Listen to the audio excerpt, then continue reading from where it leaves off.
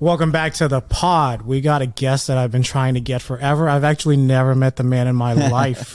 DJ Inzo in the house. What's up? What's up? Thanks for having me, bro. Dude, absolutely. All right, let's tell the people, what do you do for a living?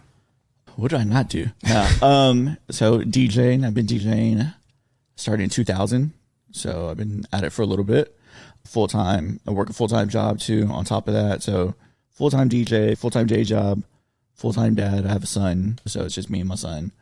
So yeah, man of many hats. And where do you DJ? Because it seems like you're completely full-time. Yeah. So right now I do Fedora. I do all the Fedora locations. I do Federales. I do anywhere in Dallas. I've pretty much played them all. I played Happiest Hour. I played Citizen. I played Bottle Blonde. First open, I opened up Bottle Blonde. So like, I've played anywhere and everywhere. Yeah. So all the top spots you're thinking of, I've been played there.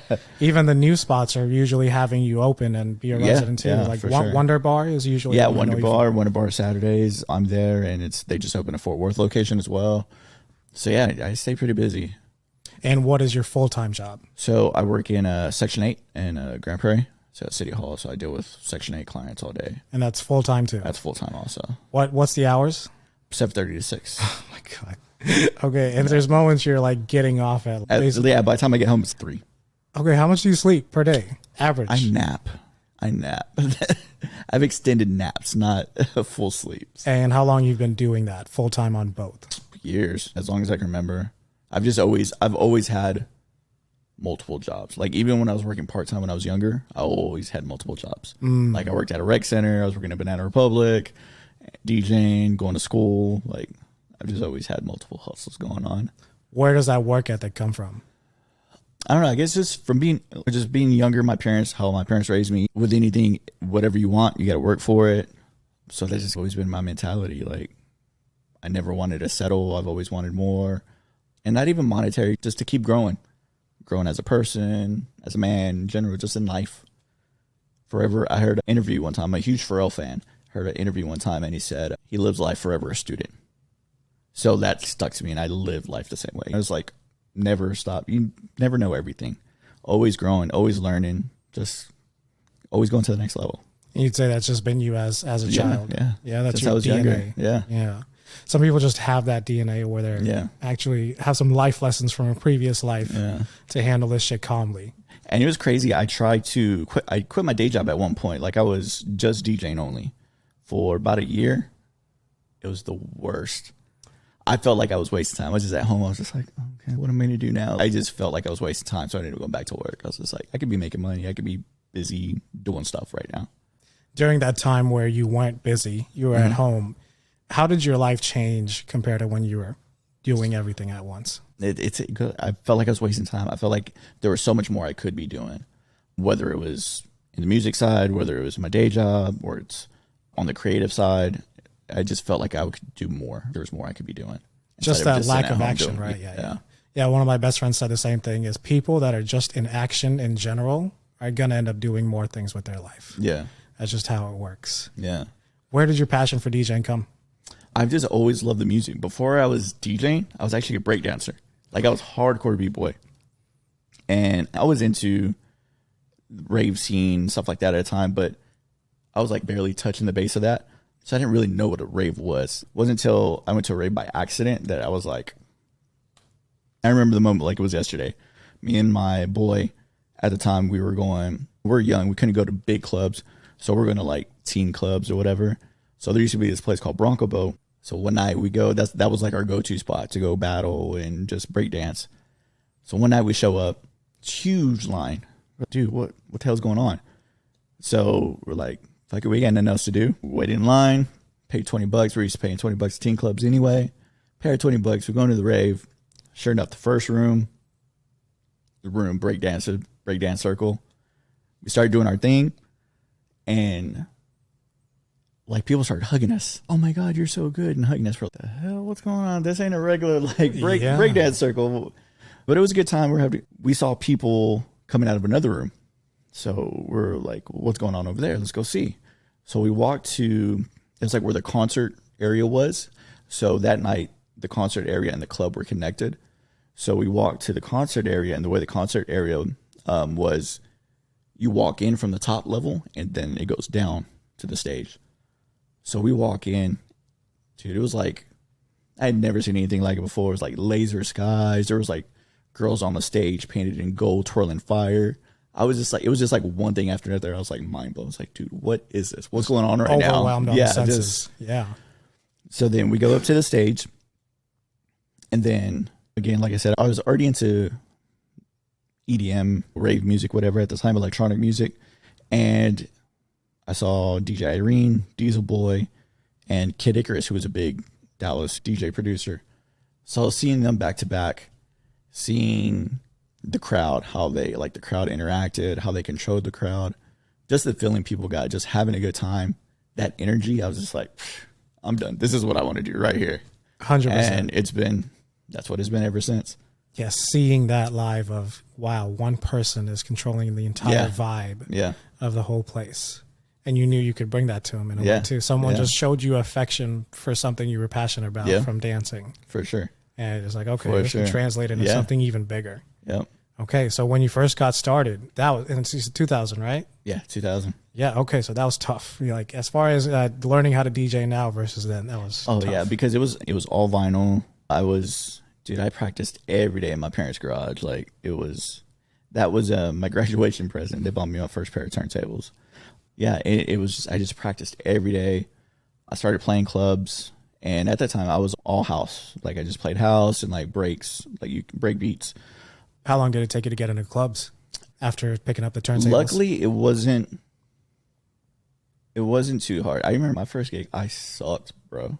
I was so nervous. I couldn't even put the record on the needle on the record. I was just like shaking. And luckily the gig, it was at this place called Artist Square. That was a big, like Wednesday, I think they used to do downtown. And I somehow got a guest spot. And the MC kept messing up my name. So I was just like, it was a blessing in disguise because I was like, oh God. As soon as I got off, I was like, I bounced. I was like, I'm out of here. So nobody knew it was me because he kept messing up my name. So nobody knew. Blessing. So it worked out. But yeah, when I first started doing clubs, I was only doing electronic music, only house breaks. And then hip hop started taking over, coming into the clubs more. And then I stopped getting booked as much because I was only playing house. And I was like sticking to my guns. I was like, no, this is what I'm going to do. This is the type of DJ I am. And then, so I started going out to clubs and just hearing other DJs. I was like, dude, I can do this. Started buying hip hop records. And then it was from that point on, I was just like, you know what? I'm open for it. I just play everything. Whatever the crowd wants, whatever it is, that's what I'm going to do. And it's been great ever since. No looking back. And you've become one of the absolute best DJs in Dallas doing that. Thank you. Dude, man, every time I see your stories, like, I've definitely taken some of your mojo and try to see how it goes. Like, I was like, yeah, you're 10 out of 10, dude. Appreciate you. Appreciate that. And it's funny because you wanted to stick your guns to house. You wanted to do what you wanted to do. So it was almost like a moment of desperation just to get booked. Explored a different field. And now that led you to tons of accolades. For sure. Well, and it's me, you got to break out your comfort zone with certain things. I'm not a big country fan. I'm not opposed to it, but that's not my lane. So I had opportunity to do this. It was a smaller venue and they were doing a country night and they asked me to do it. I was just like, I had to think about it. I was like, you know what? Like, let me do it. Let me break out. It was like testing myself, dude. And I would kill it. Like the responses I would get from certain people too was crazy because I would dress the same way. Like I'm not going to change. Like I was like, oh, let me start wearing a cowboy hat. No, that's not me. I can play the music, but that's not me. So I would just dress the way I normally dress, and I'd have guys come in and give me dirty looks. Like, what the hell does this guy know about some country? But by the end of the night, they'd come bringing me shots, man. And they'd be straight up. They'd be like, man, when I first got here, I was like, what does this motherfucker know about country? I was like, dang, you play some old country, you play some new country. Like, just started going down the list. I was just like, I do my research. Like, all right, what's hot? What works? What doesn't work? And that's important with anything, with any way you play, any genre, just in anything in life. Do your research. That's so true. Goes a long way. Yeah. You stayed authentic to who you were, but you also broke out of your comfort zone. Yeah. I think that's just the balance I've seen in everyone that's successful in a creative world. Mm-hmm. Now, your parents seem like they supported you a lot. Yes and no. Okay. So in the very beginning, they thought it was more of a hobby for a long time, they supported me, of course, because they were my parents and they wanted to see me do good, but they thought it was just like I was going to play like little quinceañeras and little small venues, and it was just lack of knowledge. They didn't know the level of DJing I was trying to get to. They had no idea. What changed your mind is one year, it's probably like early 2000s, like 2009, maybe around 2009, 2010. I was in a Heineken DJ battle, and it was strictly like crowd response. They voted who won, who would go on to the next level. So at this time, I was already in the clubs. I'm starting to make a name. And so I made it to the championship. So the championship night, I was like, you know what? I'm going to bring my parents out to this so they can see what it is. They can see themselves. And thankfully, that night I ended up winning. So for them to see, like, they brought me on stage. I won the title of Heineken DJ of Dallas for that year. I won a trip to New York to align Grammys. All expenses paid. It was like all on Heineken's dime. Okay, that's very different than rewards these days for DJ battles. So that was major, man. So for them to see that and see that spotlight happen, for me, they're just like, okay, this is legit. This is some real shit. This is bigger than what we thought. And ever since then, it's been super supportive. Like anytime I'm out with them, like we go to dinner or something and they run into a friend. Now it's, oh, this is my son. He's a DJ. Super proud parents. Dude, that's so cool. What's your heritage? Because I'm assuming you've got some pigmentation like me. So yeah, no, I'm Mexican. Mexican, okay. Yeah, so I'm sure they weren't looking forward to you going down that path until they saw some results. Yeah, no, for sure. Because I went to school for architecture, and so of course parents are like, "Oh, you're gonna be an architect. You're gonna be an architect." And I was like, "Nah, I'm good. I'm gonna be. This is what I'm doing." That's extremely self-aware. Were you always self-aware? Yes and no. For a long time, I did what I thought they wanted me to do. And it wasn't until I went to college, I was like, you know what? I need to stop living for other people and do what makes me happy. Yeah, seriously, that what you just said right there, living for other people, doing what you think they want you to do. It's so crazy when you do the opposite and you see some results. Yeah, if you're meant for it. For sure. When was that moment that made you realize you should just actually try being you? I mean, dude, it's an everyday struggle too. Even till these days with it. But I think for the DJ side of it, when I was younger, like I said, when I was going to college, probably 05, 06.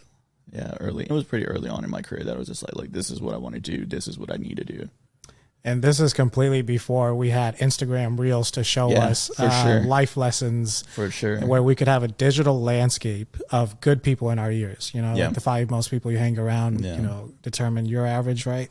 Yeah. Hard to do back then when you can't escape that and have a digital landscape that you can consume as our screen times are averaging probably 6 to 10 hours a day for some people. Yeah, no, for sure. So we have that choice now. What was your guidance? I mean, dude, it's crazy because it's almost the same philosophy I have now with other like upcoming DJs. I'm like, just go out and just network, go see what other DJs are doing, and I guess because I had to do that, so that was already instilled with me. Now, luckily, DJ or producer you look up to, they're a DM away. But yeah, just going out and seeing it yourself, seeing what are they doing, how are they playing. And not saying you have to copy them, but it's good to go out and see what other people are doing because it just helps you and helps you grow. Yeah, it's live results. Yeah, for sure. You can't mentally masturbate your way into a career. Legit. Yeah, you actually have to see what's going on. What's crazy, like certain nights I'll go out, like when I'm off, say a Wednesday night, normally it's one of my free days. I was about to say, when are you off? Yeah, so one of my free days. So I would go and I'd make rounds. Dude, I've gotten so many gigs that way because not everybody's keeping their eye on you, but when you go out and make those rounds and show love to other people, you get club managers, club owners, you're like, oh shit, you're off tonight? Well shit, come play next week. Like I've gotten so many gigs that way just from doing that, just from showing love. So just you putting that energy out and you get that energy back. Yeah, and there's a balance of actually working on your craft, like DJing in the garage all the time, putting in the work, building those up. But also you still have to do the other part, which is when you go out and network, actually support people. Exactly. Networking isn't something that's just personal. It's actually, can you bring value to people? And because you never know how many friendships, how many relationships in general, your entire life could be affected just by going out. So even just changing the term networking to going out and living life, staying in action. Exactly. Yeah, for sure.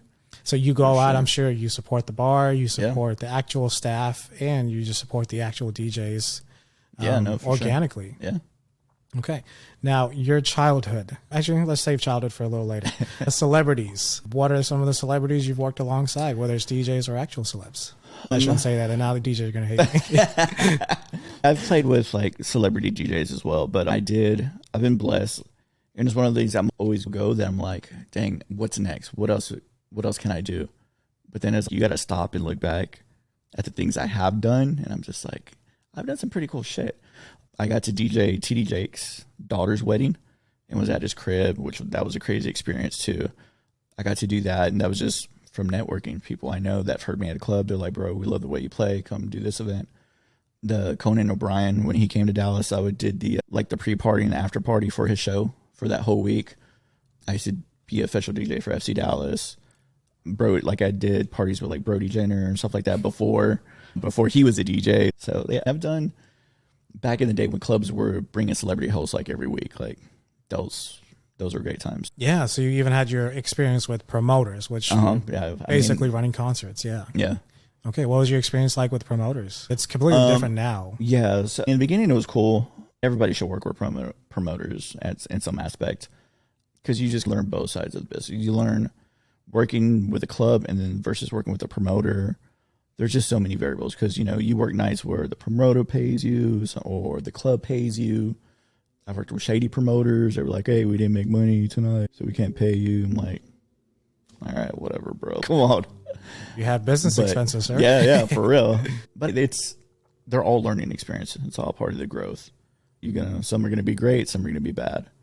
So that question about bringing promoters could be a triggering question for pretty much every DJ, right? Yeah. You responded in a much more calm, forgiving, empathetic way and said, there's a lesson in everything, right?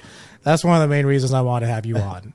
Your kindness that you show to everyone every single day. Yeah. Has that always been a part of you, or life lessons? Yeah, for sure. It's why hold grudges, why carry that? They're all life lessons. It's all part of the growth. You're going to have bad experiences. You're going to have good experiences. But it's how you bounce back from the bad experiences that make you. What was one of the hardest bad experiences to bounce back from? Any industry? Oh, we're getting super deep. Yeah, I'm like trying to dang.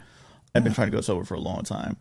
And I mean, for no other reason, I've been doing it for so long. Just for better health. And you get to a point tired of waking up tired, and I like drinking. That's the hard part. I don't want to justify you, but you're working 2 full-time jobs. You're chasing your passion. You're a good human being. Yeah.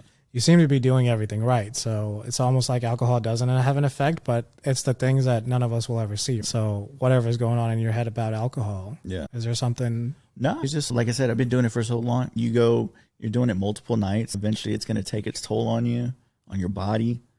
Why wait till that? That's the way I'm looking at. Why wait till that happens? Might as well just do it now. Yeah. So I'm a little over 9 months sober, and yeah, dude, body wise, there's nothing for me to blame on alcohol at all. It's just, it's super, okay, I'm tired, and it's a good tired. Your body's okay. I earned being this tired. Like, thank you for making me this tired. Yeah. Is what you feel like versus alcohol. I bet you sleep great too. Sleep, yes, it got better, but not necessarily just because of alcohol. My diet had to change too. So that helped. But recently my sleep's been absolute ass, and that's just been stress. So that's the tricky thing about sleep. You can do everything right, and you'll be like, I'm doing something wrong still. Right. You can even drink water wrong, apparently. You're supposed to put a little bit of salt or some electrolytes to absorb it better. I did recently see that, yeah. Yeah, that's how wild it is. We're doing everything wrong when it comes to health and sleep. You're somehow functioning with such low sleep. So I don't even know if you're the right person to ask for this, but what else do you do to balance your mental state?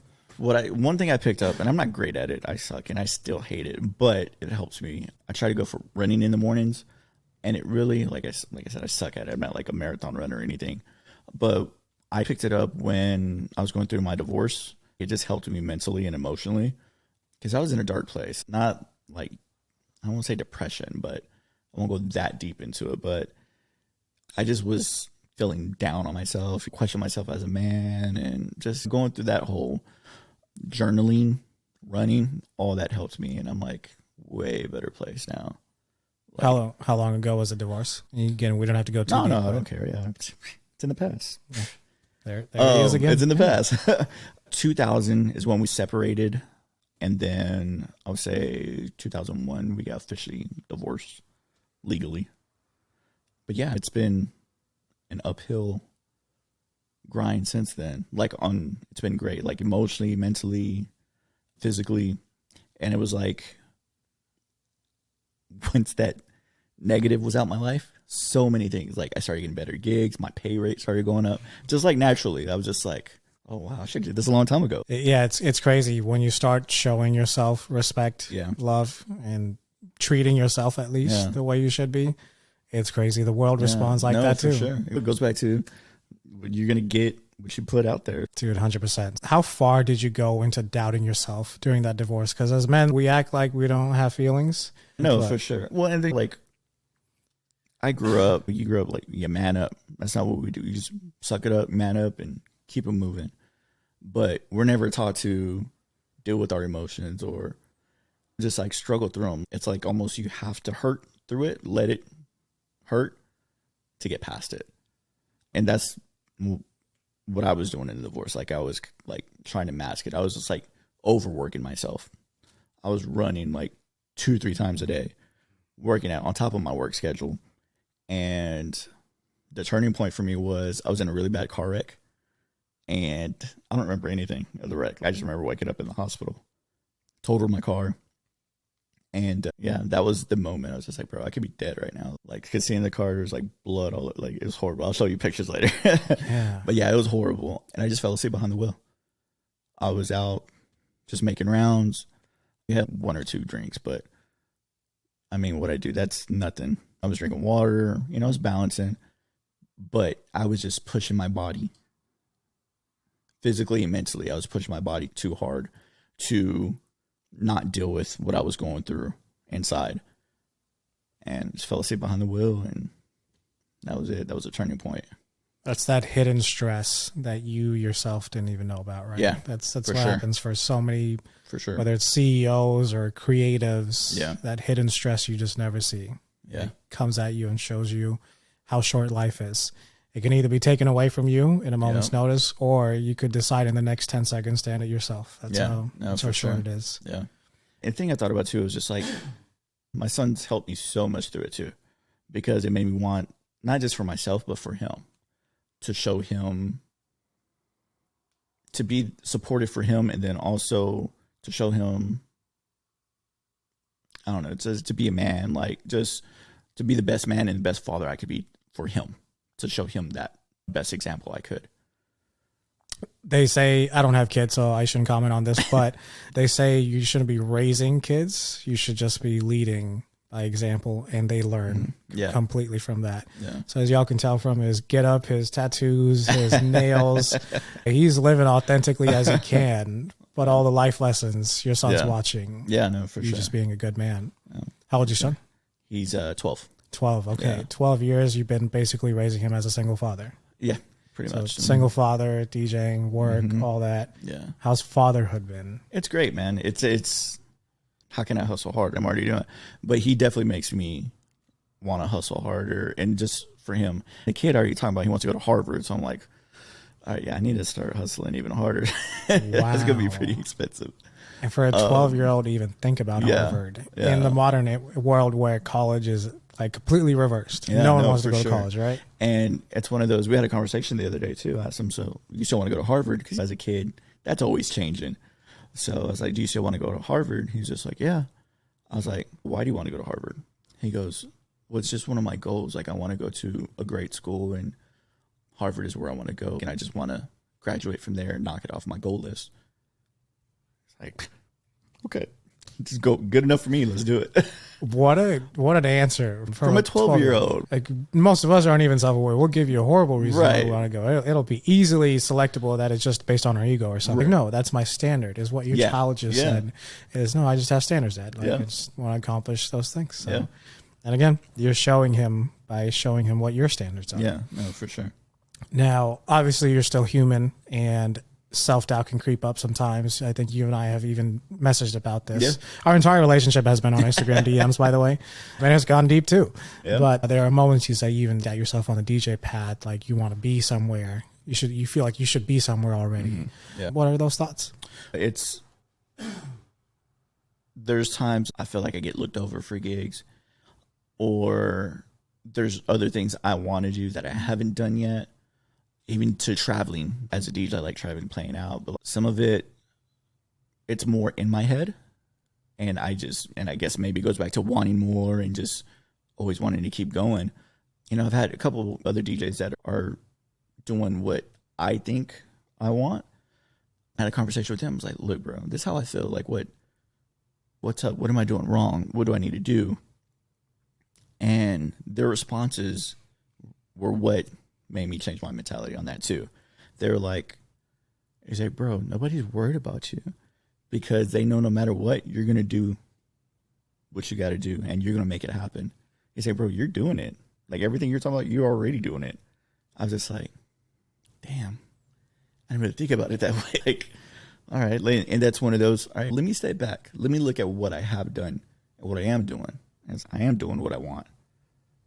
It's always going to keep growing as long as I keep pushing, but it's just a matter of being patient and just being genuine, doing what you do and what you love. It'll all fall into place. We beat ourselves up so often, don't we? Yeah, yeah. And it's easy to say, why am I not doing this? But then look at what you are doing. And that's when it's like, all right, what am I doing now? It's like, I am doing great things. I'm doing a lot of things other people aren't doing. Was that a DJ friend of yours, you'd say? Yeah, I have a couple of DJ homies that I'm close to, and that kind of put that perspective, and it's like, oh shit, okay. Those are the best type of friends to have, when they remind you that you're human. Yeah, you're actually doing a pretty good job, and just get out of your own damn way. Yeah, no, for sure, for sure. Especially when have you had friends that also bring you down sometimes? Mm-hmm. I don't think you'd keep those in your circle, but. Yeah, you're always going to go through those, especially with what we do. Always think of the Fight Club reference when Brad Pitt tells homeboy on the plane when they first meet, he's just like, single serving friends. That's what our industry is. You have there's promoters, there's bartenders, there's door guys that you meet once and you guys are close during that time that you're working together. Then after that, you never know what happens to them. There you have these relationships you meet for a single time in your career, but the ones that grow with you, those are the relationships that matter. Those are the ones that count, and that's, you learn from each other, so it weeds itself out. That's a good point. Yeah, there's nothing to really obsess over. It just weeds itself out, and especially if you stay busy. Yeah, no, for sure. Really, you don't have time to when you're busy. You don't have time to worry 100%. About it. You're one of the more seasoned DJs. You've been doing it for literally decades. Literally, there is an influx of DJs entering the market. Like that, bro. I'm sorry. Dude, I'm getting close to 30. I'm like, I'm about to be 27, and it sucks how many of the stereotypes are so true. Like your parents telling you, "Hey, you'll understand this later," or your body starts hurting. Or something like that. I just hate that became so true. I thought whatever was in our Chick-fil-A chicken nuggets was going to keep us healthy. We look good, but fuck. Right. But in the modern world where the influx of DJs are going on, I'm one of them. Learned it, got into it, and was able to get gigs. A lot easier for me. A lot of the seasoned DJs are absolutely hateful about that. I've never seen you hate on other DJs, except for maybe like when they actually straight up just put on a mix for hours for the whole set. Yeah, I only despise like when they lose the art of it. Like when you're more concerned of the look of it and not the actual DJ and the love, the passion for it. You can tell the difference. But I don't let it get to me either, because those guys don't last. They're just as quick as they're in, they're out. And yeah, why hate on the younger guys? There's enough for all of us to eat. Dallas is growing. There's so much more a DJ can do to obsess over one gig. And I feel like the young cats can learn just as much from the OGs and vice versa. I learn from them, they learn from me. Like we help each other out. Why not? It's quite literally as simple as literally, that. Yeah. Sometimes where they say like common sense isn't common. That was something like in 7th grade. I was like, this is so true. No, for sure. I mean, it's so simple. Sure. Like, why can't we be? Yeah. Like Why be so territorial? There's so much. What's there to be territorial on? Have we not seen enough movies and TV shows where the character plays itself out? That's that type of person, but we still behave like that out there in the world. Yeah. You know, I'm sure there's moments that I'm even guilty of it. Yeah. But to catch yourself, I think it's really important. Don't get me wrong. We're human. I've had my Kanye moments, but it's certain people bring it out. But then I'll bring it back. I humble it back. You do, yeah, and you're very quick about that. So relationships as a DJ, you've been constantly busy. It's hard, man. It is. It's super hard, especially with being a DJ alone. It's hard, but then having the schedule I have, it's even harder. But it's also one that I'm aware of. I don't want to date somebody knowing the schedule I have. I can't be there like every second. I'll always make time. For anything, you'll make time for what you want. Facts. But right now, that's just not what I want right now. You know? That too. I just know I don't have the time to commit to it, so why waste somebody's time? You know? Do you feel like you're denying yourself that because you can absolutely do whatever you want? You've definitely done it. Do you feel like you're denying yourself that, or do you really feel like that's the absolute truth? No, I feel like that's absolute truth. I do feel like when you meet the right person that understands it and is on the same page, and you almost have to meet somebody that's as busy as you are because they understand it. They understand the hustle. They understand what it takes and the sacrifices you make. And somebody like that, you're going to make time for each other. And y'all, even if it's for an hour, even if it's for a couple minutes, in between shifts, in between gigs, whatever else you got going on, that time will always be made. Have I dated since my divorce? Yeah, of course. But it's always hard. It's cool in the beginning, and then they see what it really is, and then it's never not so cool anymore. I'll just say, you know what, I'm cool right now. That'd really be the heartbreaking part, is the beginning always goes so good. Yeah, it does. Like, it sucks, yeah. Yeah, being so upfront about your intentions, about your boundaries, about your even expectations, two separate things, right? Yeah, no, for sure. In the dating world, you've probably changed who you think your dream woman would be in the past 2 decades. Oh, 1,000%. 1,000%. You live and learn. It all goes growth. You get older, you want different things. Yeah, definitely. When I was younger, the woman I wanted when I was younger is not the woman I would want when I'm older. I'm trying to meet my next girl at like Banana Republic or Barnes and Nobles or something. They tell me Barnes and Nobles, like one with the Starbucks. Yeah. They said that's where it's at. That's what I hear. That's a hot spot. Yeah, me and my friends always talk about that. Like, let's just go to Barnes and Noble. Like, we don't read. We don't read, dude. It's like, no. Hey, they got magazines too. Facts. Don't read the Playboy. Exactly. Read something else. What was your ideal woman 10 years ago? Or 20 even? I would say, like, when I was younger, you still are attracted to looks. We're human. Your physical attraction is still one of the first things you see. Whoever says it's not, they're lying. Yeah, no, for sure. You're physically attracted to somebody. Because how else do you go up to people? You don't go up to, like, somebody you're not attracted to just to randomly say, hey, what's up? It's your DNA. It's not your fault. Exactly. Okay? But that's what I based it on in the beginning. You always wanted that hot chick to be next to you. But now I need more substance than that. What's your passions? What drives you? What do you want in your life? But it just goes deeper than just, okay, we'll take the looks away. What else do you have to offer? So that's how I look at it. And not just towards my partner. I want to give that same to them too. Like, it has to be that chemistry, that connection. What do I have to value to offer to you, and vice versa? That makes sense. You want them to value you for you as well. Correct. Yeah. And I'm not going to expect something from somebody that I can't give them either. Yeah, and that takes it into a whole different world. That chemistry based on who they are, what they're doing, and what their passions are. Sure. They're just excited about life, right? For sure, yeah.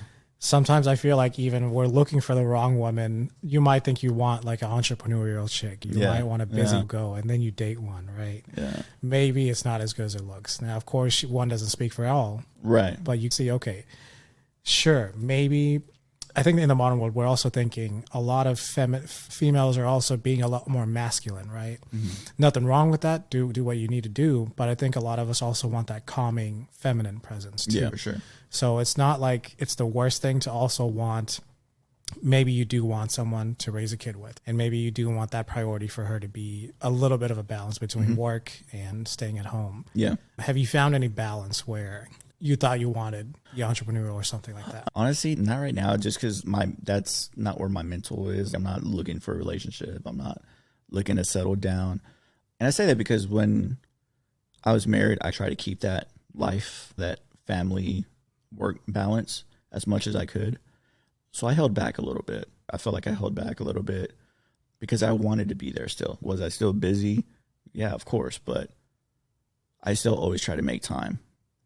Now it's one of those, okay, goes back to I've been worried about everybody else, taking care of other people. Now it's time for me to be selfish and focus on what I got to do and get to where I want to be. So that's the mentality I'm at. No, I appreciate the honesty in that. Yeah. And how young are you currently? 41. You like that salesman tactic? 41. Yeah. I see what you did there. Yeah, I see what you did there. Yeah, 41. But honestly, I don't feel 41. And you don't look fucking 41 at all. I'm still processing that. Yeah, 41. No, I'm blessed. I always say it's the tequila, but I can't say that no more. Yeah, I'll give you MJ's tequila. You can literally take that bottle home. I feel like giving you a gift. Like, finally, we meet, you know? But yeah, and then even with relationships too, I think another thing is that we tend to, just humans in general, we tend to rely on each other, which it shouldn't be. I feel it should be an addition to what you have going on, not like I'm relying on you, whether it's for love or companion. We should complement each other, not rely on each other. So that's another thing that's changed as I got older as well. Yeah, and you're talking compatibility right there. So we look for chemistry, but we forget about compatibility. Right. Yeah, no, for sure. 100% my last issue. The chemistry was on fire. Compatibility was shit. And it fucked everything up. Yeah. But again, live and learn, right? Yeah, no, for if sure. I didn't have that, man, I might have never been in therapy. I may have never actually stuck to not drinking. Yeah. So many different career paths and choices and friends I've made because of that. Honestly, like as far as shadow work goes, I don't know if you know about that, but like getting into shadow work even came from, okay, we didn't have compatibility, but we had chemistry. That shit's heartbreaking sometimes. No, right? it is. You meet a person. Yeah. Holy shit, someone understands me. I understand them. This is amazing. Yeah. And then, nope, sorry. Yeah. No, for sure. Yeah. You have 10 different things you all don't match on. Yep. Sorry. Even though it's not emotional things, those things do matter. Yeah, no, for sure. That's the part of growing up, right? Yep. Now you got to think of those things. Okay. So where do you see your career going and where do you want it to go? People ask me all the time, like, when are you going to stop DJing? And for a long time, when I was younger, I used to say, man, I don't want to be the 40-year-old DJ in the club still. Look at me now. I'm the fucking 40-year-old DJ in the club. And you're doing better than some 20-year-olds, dude. So I'm definitely blessed on that. But honestly, I don't plan on stopping. My answer to that is usually when I stop getting booked. That's when I'll stop, when I stop getting booked. Of course, I've always wanted to grow in production. I've been saying that shit for years. Some of this stuff is just me holding myself back, second guessing. I don't know if should I do it? Is this a ride? Like, I just got to pull the trigger and just dive in. Just growing, I want to one day be able to have my own marketing creative agency to help other DJs. Start from there and just grow from that. Just from my marketing and what I use, helping other DJs that don't have that side. You know, because not everybody has that side of them, like the creative side of marketing themselves and branding themselves. But nowadays, that's a definite, like, you have to have that. You have to have the combo. So I would love to be able to help other guys that don't have that. Yeah, you have to have the combo. Yeah, for sure. 100%. Okay, now as far as producing, would you say that is one of the biggest passions it'd be like if you had a ghost while you were dying on your deathbed, would that be one of the ghosts that says, why didn't you be for producer? Sure, 1,000%. Because I've talked about it forever. And it's one of those, I've done edits, I've done bootlegs, I've done little stuff here and there. And they've done great, but then it's just, I don't know if I get scared or I'm just like second guess myself. But yeah, it's definitely myself holding me back. Nobody but me. Yeah. And how long have you been wanting to produce? For years. Forever. Years, right? forever, yeah. Dude, I'm not going to give you any advice whatsoever, but this podcast was that similar thing, right? 6 years of debating it. Because I always thought I was one of those people that didn't know what they're passionate about. Mm-hmm. You know, just fighting my way through everything I did. I realized the association of alcohol, me drinking more, me getting more depressed, I was just doing things that I thought was a good placeholder. Yeah. Until I finally did this little thing. Right. You know, the challenge, just go do it. 4 episodes, 5 really recorded before releasing it finally. That's all out. Yeah. You have no idea how good it feels to even just have you right here. This is a 10 out of 10 high for me. This is what I love doing. Appreciate it. Dude, thank you. Yeah, 100%. Yeah. Thank you. And then I know we talked about doing the first one too and just life. busy schedules. No, it worked out even. Yeah, I'm a little better than I was in the first episode for sure. But yeah, just being able to do this, like, I'm so happy. I've been so distracted with so many things going on just in life, but I want to make sure I don't forget this little baby. Yeah, no, for sure. I feel you. That was a goal this time around. So if there's a way you can incorporate producing into your life and make it publicly known, and just commit yourself to that, man, I'd be really excited for you. Yeah. It's one of the suckiest things to know you'll have a ghost. I know. Yeah. Waiting for you. That's a good way to think. I never even thought about that. Yeah. That was the only one I had. Where that was the biggest one. Yeah. Because I always ask myself, if I die tonight, will I have regrets? I say no for the most part, except for that one. And the first day I recorded it with Jay Bray, who just won the King of the Streets. Yeah. It's fucking awesome. Yeah. Little Jesus over there. Yeah. He was the one that said, I would do everything differently on the podcast before, about when I asked him, what would you do things differently? After that one, I just stared out that window right there and looked for my ghost, like, where you at? Are you here anymore? He's just look back at these podcast mics and just remember, it doesn't even get any better than today, because this is your goal. Yeah. Like 10 years down the road, you might have a bigger studio, you might have bigger guests, more viewers, you might actually make a full-time. I always told myself my net worth would explode doing this. It might be in 10 years, might be in 20, doesn't really matter.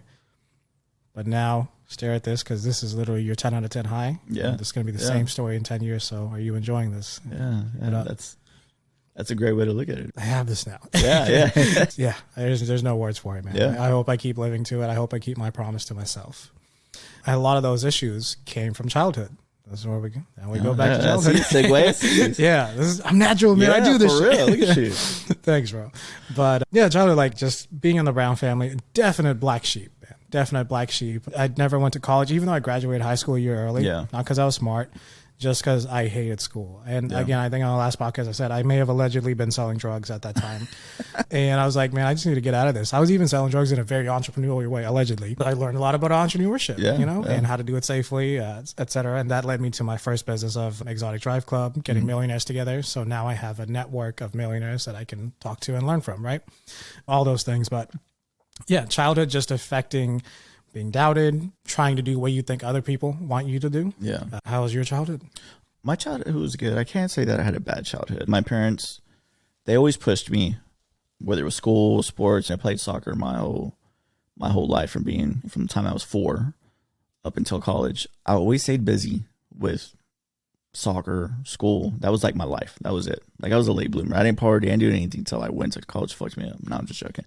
But they were always real supportive. They taught me what it was to work hard. I remember there was times my dad would wake me up like Saturday morning, go cut the grass. I'd go outside, cut the grass. He'd be inside reading his paper, drinking his coffee. I'll come back in when I'm done. He goes, "Do you like that?" I was like, "No." He's like, "Stay in school." I'm like, what? That's my lesson? That's my lesson? But it really was like, just work hard. Work hard for what you want. Whatever you want in life, you just got to work for it. So that goes back to the work ethic. It all started from childhood. My dad would always take me to soccer practice, take me to karate, whatever it took. They would always make it happen. And it's the same way I treat my son too. I just want to be able to do everything I can for him. And that goes back to the way my parents raised me. They tried to do whatever they could for me so I can have more than what they had, and I treat it the same way with my son. Do you ever try to force lessons on him? I shouldn't word it that way. I shouldn't say there's no books on parenting. There's many. But yeah, it's natural for you to want to teach them a lesson so that they don't go down your path. For sure. Yes, no, it's one of those, I want to let them fuck up a little bit. But yeah, I try to guide them more than, hey, look, do it this way. This is how you do life. Because the way he does life is totally different from the way I did life. We didn't have iPads. We didn't have, this kid knows how to code, and he's just learning all that stuff from his iPad on his own. Like, I didn't have that stuff. Like, we were reading books and playing with G.I. Joes. That was my childhood. And you can't fake environment, right? That's his current environment. Yeah. That's his adjustments that he's made with that. Yeah. And that's one thing I had to explain to my parents too, because they're always like, my parents are older. They're in their late 70s. My dad's going to be 82 tomorrow. And they're like, he's always on his iPad. I was like, yeah, Mom, but he's learning stuff. That's their generation. Like, now when she has troubles with her phone or her email, who she calls? She calls my son. My son helps her every time. Makes it so simple for her. Your son seems pretty self-aware too, just from everything you're telling me. Like he's learning coding. He's actually using his iPad to learn things. He doesn't have to. He's got a childhood ahead of him. For sure. But he is. Yeah, even because of course every kid wants to be a YouTuber or a gamer. The other day he was showing me all this streaming stuff that he looked up on his own. He's like, yeah, I have to use OBS and I need this to do this. I was just like, damn, all right, kid. I was like, better start cutting grasses so you can raise some money. Yeah, I'm blessed. He's a smart kid and he's using technology to his benefit. When it comes to work ethic, that is one lesson I really didn't teach myself, or my parents weren't hard on me about that either. Yeah. And that is one thing I will say. I wish they did push me on some of those, cut grass and do those things, because now I regret it. Like, okay, that kind of set me up for failure. I shouldn't blame them. But either way, yeah, that work ethic matters, because, man, being in action just takes care of everything else. Yeah, like, there is no reason for you to not be able to chase your passion and only have to do that. You have to fund yourself. You have for sure. Yeah, you have to have that you time. Don't get me wrong. There's plenty of days where I don't do shit but lay on my sofa and binge watch TV all day, and it's the greatest thing ever. But you need those breaks too. You can't always live. You got to stop and smell the roses. Yeah, 100%. Relationship with parents overall, just throughout your life, been good? Yeah, it's been great. I've been lucky. We've just always had a great relationship, even till this day. We all still get together for family dinners and birthdays, whatever. We'll all go break bread together. Yeah, that's awesome, man. I'm glad you have that in your life. Yeah, I'm definitely thankful for that, because I know a lot of people don't have that. Yeah. Causes major trauma. Yeah. Let's see. Biggest life lessons in the past 2 to 3 years, just from COVID to now. Man, honestly, just live life. Live fucking life to the fullest. Because we never know what's going to happen. Yeah, it's whether it's good, you're working towards your goals, just relaxing, just whatever it is, whatever makes you feel good, just live life. Just do it. What are the passions you found in life that you enjoy doing on your time off? You said you took up some jogging too. Yeah, dude, everything's been the same, like passion-wise. It just made me appreciate it more. It's made me realize my goals more. Like, it made me more focused and just appreciate everything and really focus on just living life and being the best person I could be in all aspects of life. Relationships, family, just being a good person. Yeah. Have you ever been in therapy? No.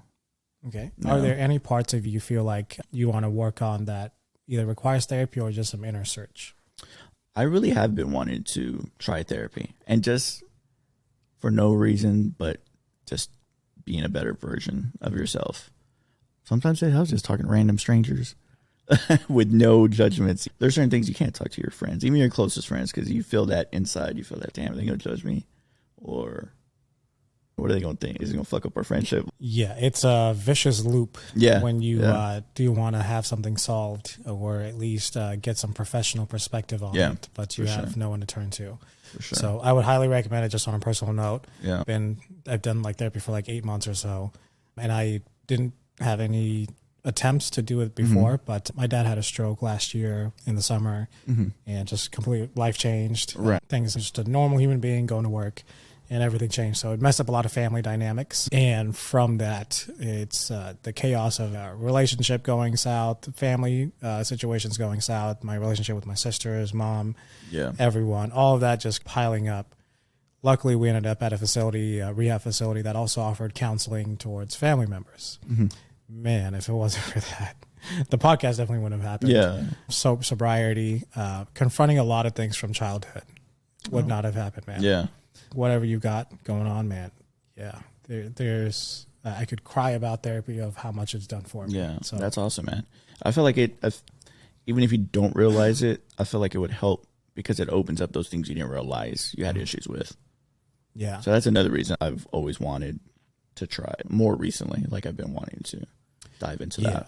I would recommend even just setting aside a budget for therapy. Yeah. And here's a reason for that. You could learn those lessons in the next 10 years, 20 years. At some point, when you're just a self-aware human being like yourself, you will learn those lessons eventually. Therapy can just do it a little quicker and make you confront it. And actually, while you're going through your day to day, you're like, oh, okay, I have this issue where when some people walk in the room, I want to put on like a mask, put on a character for them. Sure. Why is it important being authentic? Or even when people ask you for help and you just always want to be a people pleaser, where does that come from? But more importantly, what happens when you let them figure it out?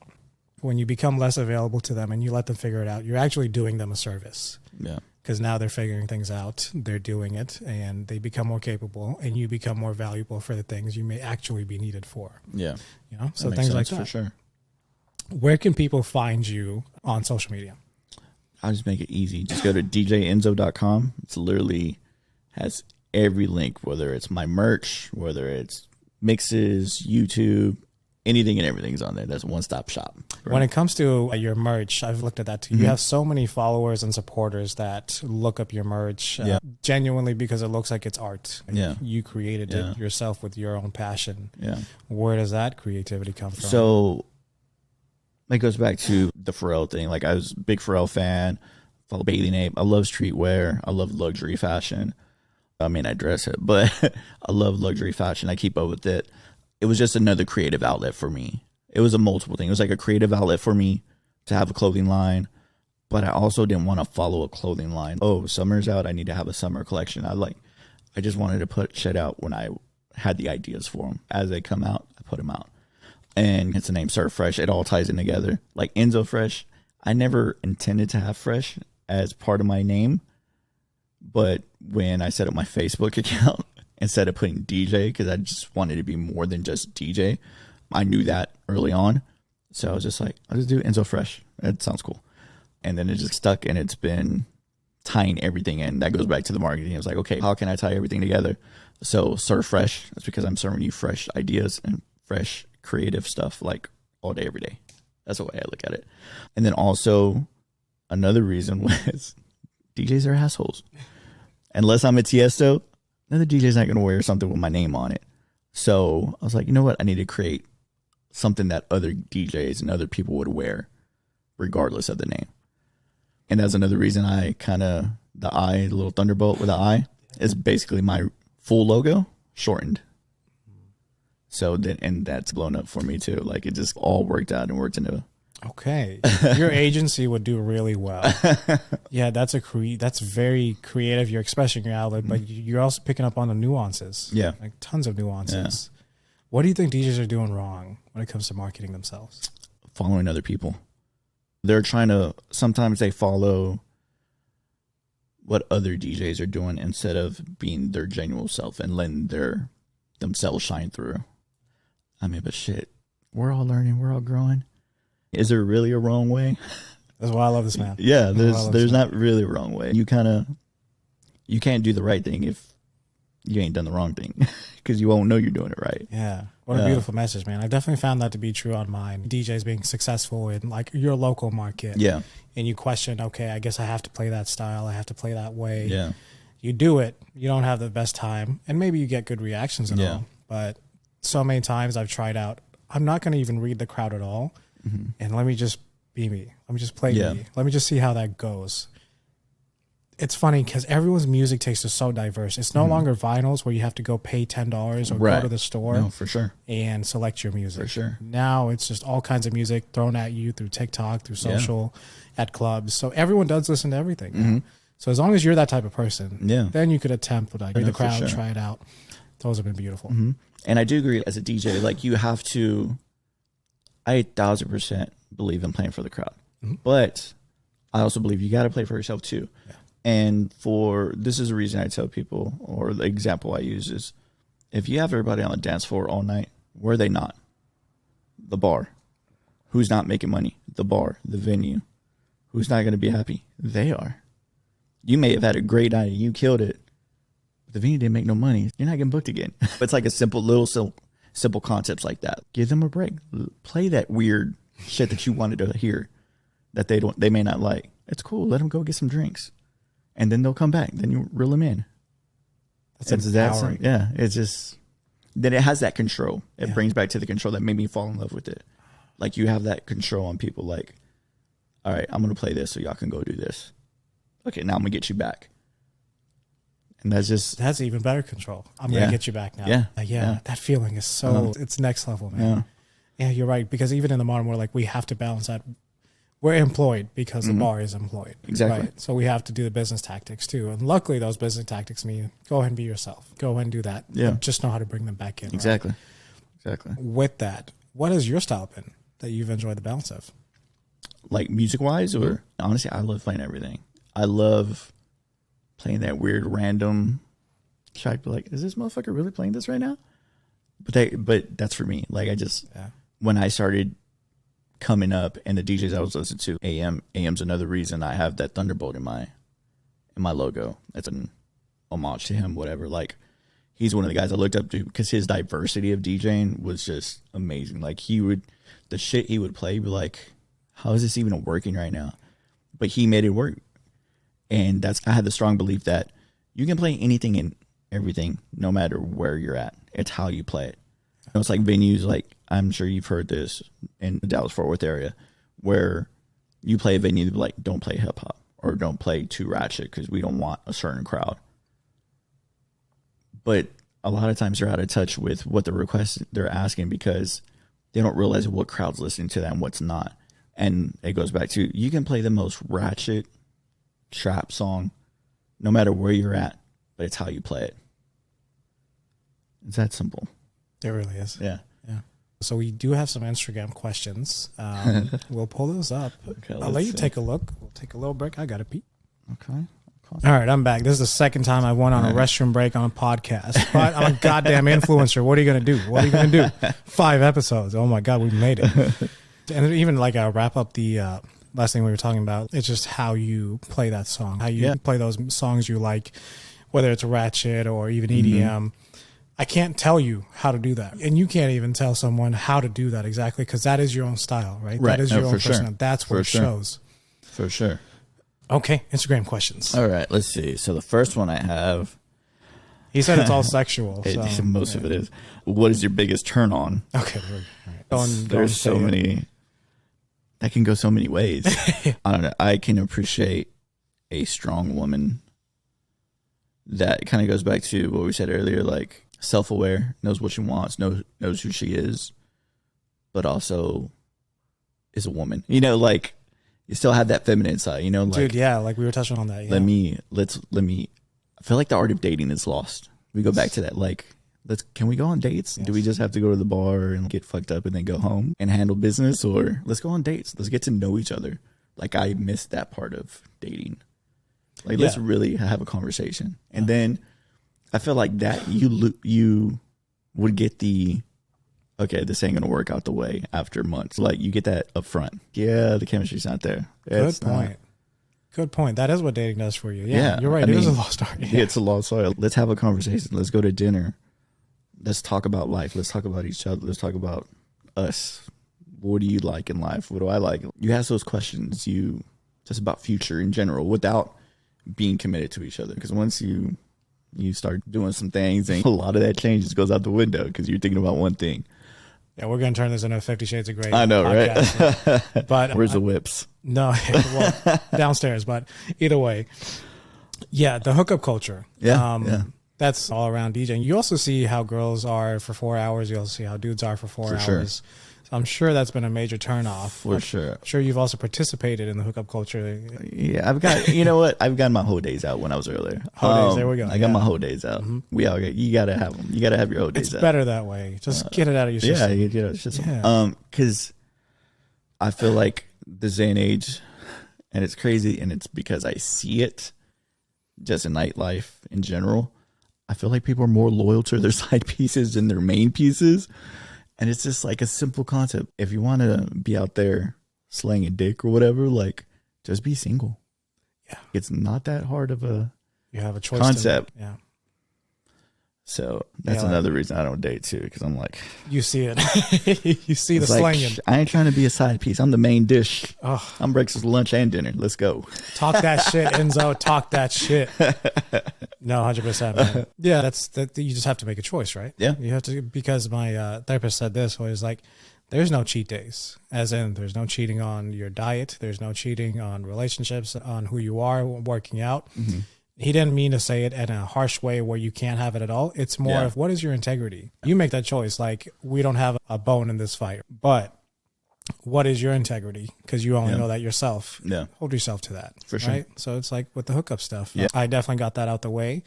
And of course, a part of me debates, is one of my shadows going to be, I'm still young. Should I just keep, slanging around? Right. Should I go ahead and get STD tested every other week or something? Right. Should I go put myself through that? But every time I think of it, like what has happened in the past hookups, it's okay. I go after everything's over. It's no, I was looking for something real. I wasn't just looking for some pussy. I was looking for something real. It's like the sooner you can convince yourself of having that discipline and not letting your hormones talk for you. I think with the other head. Yeah. It's hard, man. It's literally hard. Literally. What am I gonna do? What am I gonna do? Well, you know what? I was Blue Chew. So when I was in the process of getting an annulment, my advisor said something that stuck to me. And we were just talking about like relationships in general and marriages that go bad. And he was just like giving me examples of stuff he dealt with. And he said something that stuck with me. And it's geared more towards relationships in general.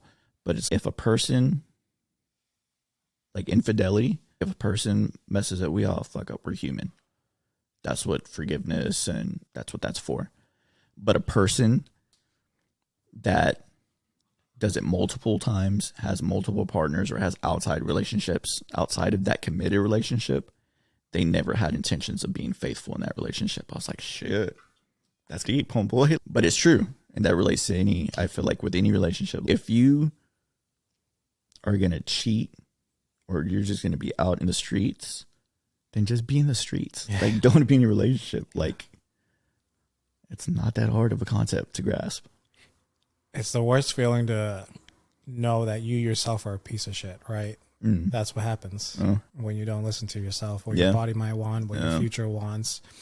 You just feel like a piece of shit. Yeah. Like you said, just make that choice. Yeah, 100%. Yeah. Okay. I love that topic. So that's why I stayed on it a little bit. But we can move on to the next horny ass topic. Okay. They weren't all sexual. What's your strictest boundary in relationships? Ooh, that's a good one. Safe word. No, I'm just joking. Ooh, that is a tough one. I would say that's only a tough one because I haven't been in a relationship in a while. So that's hard to say because obviously my views on relationships and what I want has changed since my divorce and just in life in general, growing older. So that's a hard one to answer. All I ask is for loyalty. Loyalty, honesty, communication. Let's do some freaky shit and let's keep it going. Like you were even saying, like you have a type, you have a physical attraction, right? Yeah. Some sort. Yeah. Everyone in the modern world wants to say, oh, we like everyone, no fat shaming, this, like even the fat shaming shit. Okay. It shows you like just DNA wise, you're not taking care of yourself. Having a type, you should know what that is. Yeah, before, for sure. I've even had that debate. Will that affect the relationship if I'm not as physically attracted? You're also saving heartache. That's one thing. For sure. You'll see on this, many Instagram reels will show you what you're wasting a woman's life. That means you're also taking her away from her potential future husband. Mm-hmm. More importantly, you're wasting the years she's fertile. That's a good one too. Yeah. Yeah. See, and I know at this point in my life, I used to say I never wanted to get married again, but I feel like the right person, like when you find the right person, that can all change. So I don't want to say I never want to get married again. I just know that's not one of my goals right now. I'll put it that way. I know for sure I don't want to have any more kids though. That one's for sure. I'm not trying to start all over again. I'm getting too old. I ain't trying to. I already told my son when he goes away to college, I'm selling the house. I'm going to move to the beach somewhere. Done. That's actually a modern thing also, the debate on having kids, right? Because we have so much more proof of how much that actually takes. Yeah. And especially if you're creative, entrepreneurial, or you just have something you want out of life, a kid changes that. So there's nothing wrong with it. But because your body also, as you get older, says have a kid. Like it's an undeniable force of nature. It's literally what DNA is. Go have sex and give me more. Give me more. You know? And that's just like a universal desire more, whether it's career, kids, family. You always want to grow as a human being. That's also DNA. There's just multiple ways to do that. And whether having a kid is a part of that or not, that's also our choice nowadays. Yeah. So has your opinion on did you ever want 3 kids? I used to. I did. I used to want at least 2 or 3 kids. And then I had the one. I was just like, yeah, that's it. I'm good. And not even because of who I was with. It was just one of those, I'm so busy. I don't want to take away time from them. Because obviously the more kids, the more time you have to spend with them. But I know what I have on this side too. So I'm like, I don't want to sacrifice their time by having more kids. And I just feel like they wouldn't get the attention I could give them. Yeah. Or that I should be giving them. And you like your life. Yeah. The way it is too. Well, I mean, and I have goals I want. And so I know that's to have multiple kids, that would have gone out the window. Okay. I knew that one was my limit to be able to still do what I wanted to do. Okay. Another one. What is something people would never guess just by looking at you? I hate people. No, I'm just joking. I don't hate people. There's a little bit of truth there. Yeah, a little bit. I hate crowds. I hate being in crowds. I hate people are like, but you're a DJ. I was like, yeah, but I'm in a booth. I'm not in the middle of the crowd, or like having to rub elbows with people. You'd be surprised how many DJs are actually introverted. Most DJs are super introverted. Yeah. And it's crazy because I've been to a couple like conferences, and that's what's, I'm like, damn, do I really want to get to that level? Because the way they put it is, imagine DJing for thousands of people, these huge concert venues, people showing you all this love, and then your set's over, and you go back to your hotel room by yourself to silence and your thoughts. I was like, damn, that's depressing. Fuck, I don't know if I want that. Many DJs have killed themselves over it. Yeah, exactly. Yeah. And it's all stems from that. But yeah, I would say that because people think, oh man, you're in the party scene, but you're like the life of the crowd. I'm like, no, I like to be in the corner, just chilling. I'll be over here. I'll play a mix for you, but I'll be over here. Let's see. Another one I get a lot too is I don't speak Spanish. People always trip out because, dude, how the fuck do you know what you're playing at Fedora? Yeah, Fedora especially, yeah. I'm like, I know music. I keep up with what's hot, what sounds good.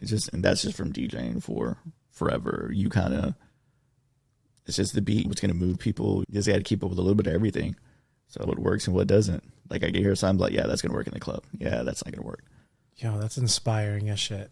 Yeah. Okay, because I've always had a little insecurity about that. I'll play a lot of Latin, I'll even Afrobeat, country, like all over Bollywood. Yeah, I speak none of those, and but it's true. Like you always just think, no, I know what sounds good. It's music. Yeah, right? Okay, yeah. That's the DJ in you. Like, you know what sounds good. It don't matter what it is. Yeah. Even French music has been there. Brazilian. I was like, I have no idea what they're saying. Dude, I love baile funk. I have no idea what the fuck they're saying, but not at all. I'm with it. I don't even understand what that category exactly is. Right. But it sounds fucking awesome. Right. Yeah, for sure. And then the last one, what are you most proud of yourself for? Not giving up. I don't think I've ever had the urge or the feeling of wanting to give up or that I was done, or I've been blessed that I've always wanted to keep going forward. No matter the depression, no matter the sadness, whatever I was going through, it was always like, all right, I'm going to get through this. I got to go push forward. And just all my accomplishments I have and that I still push to accomplish. What would you say makes you most proud of not giving up? My son. I like my son 1,000% is... He has no idea, and he'll never realize this because I hope he never has to go through divorce or whatever, but he helped me through the divorce. Like, it was always pushing forward for him. I got to be the one to be there for him. I got to be the supportive one for him. Yeah, so he's pushed me a lot. I would say him. Just the man he's becoming and how self-aware he already is. I'm like, yeah, that's my dude. He's going to love seeing this one day. Yeah. Like, one of the reasons I do this podcast is so many... people are never going to have their story told by them. Other people will always say the story for them. It's all left up to interpretation. Yeah, no, for sure. That being said, if you could use this podcast as something you actually do want people to know you about you, what some of those things be that they may never know otherwise? I like to think I have a big heart. I love hard and I fall hard. Hurt hard too, for sure. And you know what? Back to the therapy thing, and this just made me think of this by like having a big heart. You ever cry in a movie? Yes. Like, do you ever hit like that one thing is just, instant. Why am I crying right now? Like, why am I tearing up right now? And I feel like that's one thing in therapy. I'm just like, want to tap into, hey, why is this happening to me? Like, and I feel like I've seen enough shows where I'm like, well, something obviously is triggering something deep down. you'd be surprised when those things are revealed. A good therapist will make sure you don't victimize yourself through it. And also association is also important, to not associate those things and then just victimize yourself, right? Yeah, for sure. But it's so cool what's on the other side of that. Once you realize, oh, okay, that's one thing that's affecting my relationships at work, how I handle myself with bosses. Do I ask for raises? Do I value myself? Yeah. All of that. Do I respect myself in relationships? Do I drop boundaries quicker, or do I let it go out of certain fears? Yeah. So it's crazy. Life, bro. Life. Yeah. So I definitely hope you take yourself up on therapy. For sure. All the signs are there. It's like anybody I've ever talked about therapy, like, oh my God, it's the most amazing thing ever. It's so true. Yeah. So I know it's once I start doing it, to be like, why did I wait to do this so long? There is one thing with men. They recommend seeing other men as therapists, which, I mean, I now I understand it's because a man will just have a different view on therapy, but also they don't want you to see a woman, because sometimes they're more empathetic, right? Just in natural senses. Yeah. So we may be more inclined to use that hour just to vent, which is not a horrible thing, but to never actually get to the bottom of issues. Gotcha. That makes sense. Yeah. Yeah. So that'd just be one recommendation. Again, I won't give anyone any advice on anything, but that's something. The experiences. Yeah. Okay. Final question. If you knew you were going to die in 10 years, just exactly, that date is in 10 years down the road, would you do anything differently than the path you're on? And what would it be? Don't answer like Jay and be like, I'd do everything different. Nah, I mean, honestly, no. Everything's been, I would probably maybe not stress my path as much and just live life and just continue going and pushing forward and trying to reach my goals. But at the same time, I wouldn't sweat it, because I'd be like, look at the life I have. It's like, I'm blessed. I'm lucky to have what I have, and just enjoy it and appreciate it more as the journey goes. Like, embrace the journey more. I think that's been the biggest thing on your mind the past couple of years, right? Yeah. Yeah. Just actually enjoying this journey. Yeah. Yeah. It's not necessarily not taking yourself so serious, but just not being so hard on yourself. Going back to the why am I not where I should be when I am there? I'm just so focused on keeping going, pushing forward, that I don't realize that I am there. That's just meaningful for me to even hear from another person, right? Because we just all do that to ourselves. Yeah, no, we do. It's just, and not just in DJing, but I think anything in life. Like, when you have goals you want to reach, you're so focused on getting there, thinking that you're not hitting and accomplishing things, that the whole time you've been doing so much that people look up to. And I think that's another thing too. Like, when I have young guys come up to me and, oh, I'm a legend and this and that, and I don't see myself that way, but it does feel good to hear that, because for me, I feel like, well, I'm on the right path. I'm not out there being a dick. I'm not an asshole. I'm always down to help whoever it is. Like I said, there's enough for all of us to eat. Why not bring good people along the ride? Yeah, 100%. As far as the bigger DJs, like DJ Danny West, met him once. I think you're friends with him too. Yeah. Any thoughts and just maybe some stories you have with those DJs too that have just exploded off also? I will say this one thing about Danny, which Danny has, I guess some people love him, some people hate him. Danny's such a good dude though. Like, Danny's, as long as I've known Danny, he's always tried to bring everybody on. He's always tried to take care of everybody, but people see it as he's a cocky dude or this and that. But even to what I know, Danny talk all the time, the shit he has going on right now, like, his focus is still always, I'm gonna bring all my people on. Yeah. We need more. We could always benefit from more guys like that. Agreed. I know older guys, OGs, that are the opposite. Oh, fuck these younger guys, or oh, they can't do it like I do it. But I feel like it's the wrong mentality to have. Like, let's all grow, let's all eat. Like, let's all bring each other up. Why not? Why not? What does that hurt? Yeah. We can't all be at the same gig at once. I can't play all the venues. Like, why not bring your people up? And you know how lonely this path itself is. 1000%. So why add to that? The loneliest you can feel is driving home after a gig. Yeah. By yourself, middle of the night. No one to talk to. Just you and your music. And sometimes you don't even want to listen to music. Correct. So it doesn't matter. Like, why not have homies, DJ friends? Yeah. Talk to your DJ homies. Because if anybody knows who's going through what you're going through, it's another DJ. Yeah. There have been moments, 3 or 4 DJ gigs in 24 hours. It's all great. Yeah. But then what? Then what? Yeah. Then what? It's better to even go see your friend. Yeah, for sure. Hang out with them. Yeah. Danny, we're going to keep talking about you until you come on this podcast, including everyone that hates you too. For sure. The first time I met him, man, I didn't know he was Danny West, but he was so generous, man, so giving with his time, advice, insight, putting me on to so many things. I mean, being so personal with me, giving me his number, inviting me over to his house. Yeah. You just can't fake the authenticity. No, for sure. And he had some drinks in him too, so but you can tell people when people are genuine, and it's not just let me sugarcoat it so I can get what I want out of you. That speaks for itself. It's even better when there's nothing he could have gotten out of me. Right. You know, just an upcoming DJ. There's nothing you could have gotten from me, but you're giving me time. You know, even just letting it go on and just giving me time to talk. That's crazy. You know, you can't think. That is authentic when you just want to help people. Yeah, for sure. With no ulterior motives. For sure. So I'm glad you have that opinion too. And I think you're one of the most authentic human beings I've ever met in general. Of all the life lessons you've learned, out of all the things you've gone through, is there something you would actually advise to someone or share a perspective on that would help them in their lives? No matter what you go through, whether it's good or bad, always find somebody to express it to. Just don't keep it to yourself. Wow. Don't hold it in, whether it's good or bad. It's always great to have that person to express something to, whether it's a friend, a partner, family, whatever. Don't keep that shit to yourself. Share that shit. I didn't expect that. Okay. Dude, that was actually pretty new for me to even hear. Yeah. That's actually something I've been thinking about recently too. Yeah. Yeah. When you find someone to share those things with, hold that too. Have that loyalty. Okay.